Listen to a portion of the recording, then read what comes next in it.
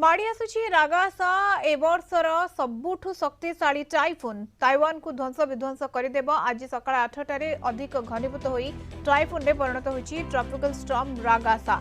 एबे यहाँ ताइवान दक्षिण उपकूल रे 1110 किलोमीटर दूर रही घंटा प्रति 13 किलोमीटर बेगरे आगक बढ़ुची।